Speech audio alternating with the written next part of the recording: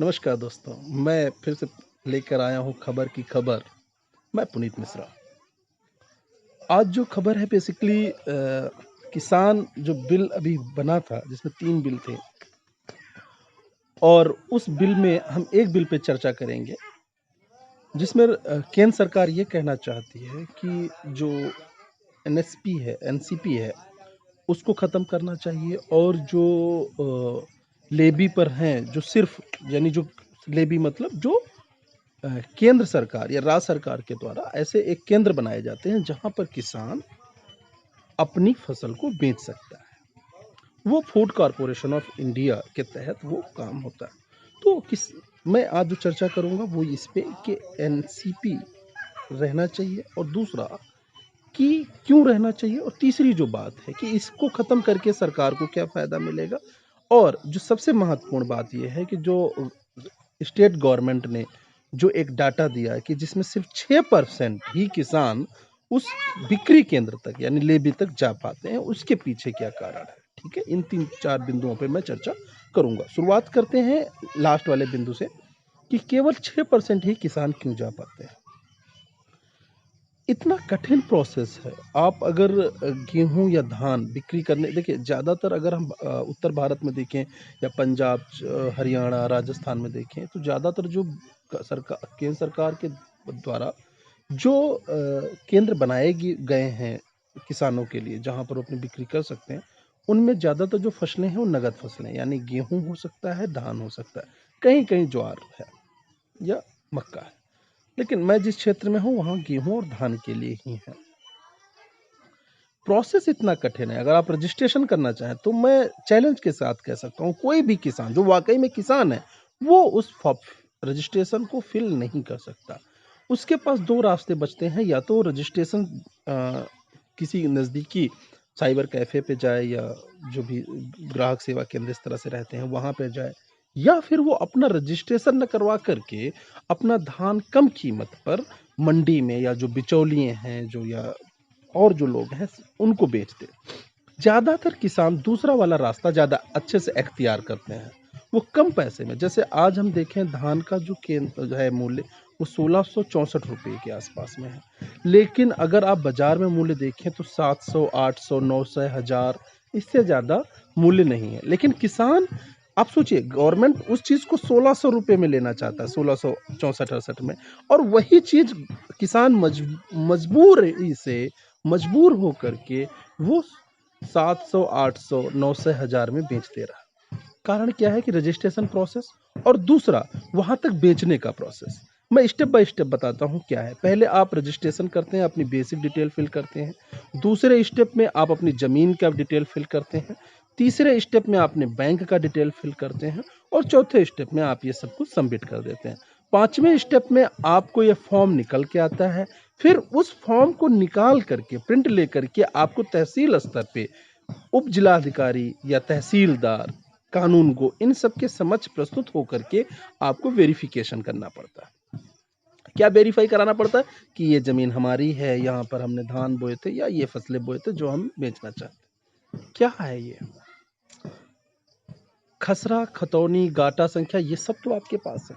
और ये सब जब हम फिल करते हैं तो भूलेख.com से ही हमें मिलता है, तभी हम वहां पे फिल करते हैं। या आप उस रजिस्ट्रेशन प्रोसेस को लेकर के आप खुद 4-5 दिन में ऑटोमेटिक वेरीफाई करिए। नहीं, आप नहीं करेंगे। किसान जाएगा, पहले तो वो रजिस्ट्रेशन का जो 100-200 रुपये पड़े उस वो देगा, फिर वेरिफिकेशन। तो इतने अच्छे तो सरकार के नुमाइंदे नहीं बैठे हैं कि वहां बिना पैसा लिए वो कर दें। वहां पे 500-1000 खर्च करे, फिर वो वेरीफाई कराए। फिर क्या है अगला स्टेप, क्या है? अभी भी धान बिकेगा नहीं, अभी वो सैंपल लेकर के वो बिक्री केंद्र पर जाएगा। बिक्री केंद्र वाले वहां पे उसकी नमी चेक करेंगे, वो धान कैसा है, किस वैरायटी का है, उसमें कितना करदा काटना है, कितना उसमें धान में फरहा है, कितना कूड़ा है, इन सब चीजों को देखेंगे। उस तरह से बेसिस पे उसका मूल्य निर्धारित करेंगे।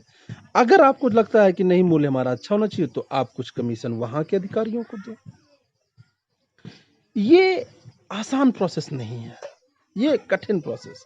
किसान साधारण इंसान होता है, वो शांतिमय जीवन गुजारना चाहता है, वो पैसे का भूखा नहीं होता है, महत्वाकांक्षाएँ उसकी कम होती हैं, वो कम पैसे में अपना बेच के शाम को मंडी से घर चला आता है। तो ये एक डाटा है जिस वजह से सिर्फ 6% किसान वहाँ तक जा पाते हैं। तो आप सही कह रहे हैं, 6% ही किसान जा पाते हैं, आपका डाटा सही है, लेकिन क्यों 6% जा पाते हैं, 94% किसान क्यों नहीं जा पाते हैं, इसका विश्लेषण आपने नहीं किया। आप जो ब्लॉक स्तर पे अधिकारी हैं, तहसील स्तर पे अधिकारी हैं, जिला स्तर पे जो अधिकारी हैं, आप उनको क्यों नहीं किसान के साथ मिलने दे रहे हैं? सच्चाई ये है कि गवर्नमेंट ऑफिसर स्पेशली जो जिले स्तर के अधिकारी हैं, वो निहायत मक्कार और धूर्त हैं। वो अपने एसी केबिन से निकलना नहीं चाहते, वो जमीन पे आकर के समस्याओं से रूबरू नहीं होना चाहते। मैं चैलेंज के साथ कह सकता हूँ, कृषि अधिकारी जो जिला स्तर पे होते हैं, वो कभी भी क्रय केंद्र तक नहीं पहुंच पाते होंगे। जो एफसीआई के सबसे बड़े ऑफिसर हैं, मैनेजिंग डायरेक्टर, जो एफसीआई के जिले स्तर पे जो सबसे बड़े ऑफिसर हैं, वो शायद ही कभी भी क्रय केंद्र तक जाते हैं। और जो छोटे अधिकारी हैं यहाँ पे, वो उनको सिर्फ पैसा चाहिए। आप वहां जाइए, धान आपका ले लेंगे, 1100-1200 का आपका नगद पैसा दे देंगे, फिर वो अपने स्तर से उसको बेचेंगे, जो पैसा मिलेगा वो उनका। और ये सिर्फ बातें मैं नहीं कर रहा हूं, इसका सब प्रूफ है मेरे पास। हजारों क्विंटल धान जो किसान को लेबी तक पहुंचना चाहिए और उसको गवर्नमेंट के स्तर पे पहुंचना चाहिए, जो उसका धान गवर्नमेंट निर्धारित करती है वो मिलना चाहिए, उसके बावजूद वो नहीं मिलता है। दुख की बात है ये। आज भारत में 60% से ज्यादा लोग डायरेक्टली या इनडायरेक्टली कृषि आजीविका से जुड़े हुए हैं। आप 60% का निर्धारित जो नियम है, कानून है, उसको इस तरह से नहीं कर सकते। तो आप या तो कहिए कि एनसीपी, आप एक नियम बना दीजिए कि एनसीपी के नीचे जो भी उस चीज को खरीदेगा, पर्टिकुलर उस क्रॉप को खरीदेगा, उस क्रॉप से एनसीपी के नीचे अगर कोई भी खरीदते मिलेगा तो उसको आप कानूनन जुर्म क्यों नहीं बना देते? आप उसमें उसको जुर्म साबित क्यों नहीं होने देते? लेकिन बात यह है कि आप ऐसा नहीं कर सकते, क्योंकि अगर आप ऐसा करेंगे तो आपके जो कॉर्पोरेट सेक्टर पे जो आपके मित्र हैं, जो चाहने वाले हैं, वो आपसे संतुष्ट नहीं रह जाएंगे। अब मुद्दा दूसरा बात करते हैं। एनसीपी अगर खत्म होता है तो क्या होगा? एनसीपी आप ऐसे समझ लीजिए, किसान के ऊपर एक ऐसी छत है जो बरसात में उसमें से बूंदे भी टपक रही हैं, गर्मी में वहां पे धूप भी आ रही है, जाड़े में वहां जाड़ा भी लग रहा है, लेकिन वो एक छत है, टूटी हुई छत है। तो सरकार को ये करना चाहिए था कि जो हमारी एनसीपी जो टूटी हुई छत है, उसको सुधारने की आवश्यकता थी। सरकार ने क्या किया कि एनसीपी ये टूटी हुई छत है, हम इसको हटा देंगे बिल्कुल। तो ये तो एक गलत फैसला हुआ, लेकिन ये फैसला कॉर्पोरेट सेक्टर के लिए काफी फायदेमंद है। अगर कॉन्ट्रैक्ट फार्मिंग जैसा कि गाइडलाइन में है, अगर वैसा हो रहा है, तो आप समझिए किसान सिर्फ बंधुआ मजदूर बनकर रह जाएगा। हमारे पास 20-25 गांव मिल करके एक कोई कंपनी आएगी और वो जो बोने को कहेंगे, जिस वैरायटी का जो भी बोने को कहेंगे, मान लीजिए कोई थोड़ी देर के लिए मान लेते हैं कि ब्रिटानिया की कोई कंपनी है जो बिस्किट बना रही है, वो 20-25 गांव में लगभग 100-200 एकड़ की जमीन पे आकर के कॉन्ट्रैक्ट फार्मिंग करना चाहते हैं। उन्होंने कहा कि भाई PR13-14 हमें गेहूं बोना है, यही गेहूं हम बोएंगे, तो हम उस गेहूं के अलावा कुछ नहीं बो सकते। और आप ऑलरेडी मंडी बंद करेंगे, आप बिक्री केंद्र बंद करेंगे, एनसीपी का निर्धारण नहीं करेंगे, तो हमारी मजबूरी होगी उन कंपनियों के साथ कॉन्ट्रैक्ट करने की, क्योंकि अगर हम तो बोएंगे, कोई खरीदेगा नहीं, तो हम बोएंगे क्यों? सारी समस्याएं कहीं न कहीं आपकी इसलिए हैं क्योंकि आप किसान से डायरेक्ट आपके कोई भी अधिकारी नहीं जुड़े हैं। मैं चैलेंज के साथ कह रहा हूं, जिले स्तर का एक भी अधिकारी जमीन पे उतर करके काम नहीं करता। उनके पास सिर्फ 2 काम है, वो छोटे अधिकारी को अपनी बात कह देते हैं, फिर वो साइन करते रहते हैं, एसी केबिन में बैठे रहते हैं, बाहर निकलते हैं, फिर एसी की गाड़ी में बैठते हैं, अपने घर जाते हैं। एक भी अधिकारी, कृषि अधिकारी को होना चाहिए कृषि स्तर पे वो देखे, ग्रामीण अंचल में जो किसान है उनसे मिले, लेकिन नहीं मिलते। आप वहां भी जाएंगे वो भी नहीं मिलेंगे। मैं 4 बार खुद प्रयास कर चुका हूं कि मैं माननीय कृषि अधिकारी जो हमारे जिले डिस्ट्रिक्ट लेवल पे, मैं उनसे मिलूं, और आप विश्वास करिए 4 बार जाने के बावजूद हमें उन केबिन में नहीं मिले।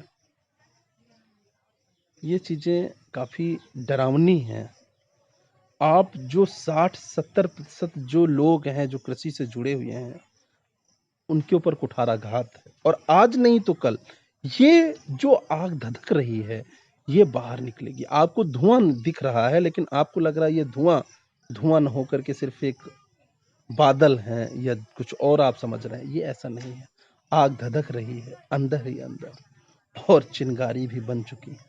बस मैं चाहता हूँ कि लपट न बनने पाए, वरना किसान जलेगा तो देश जलेगा। बहुत बहुत धन्यवाद।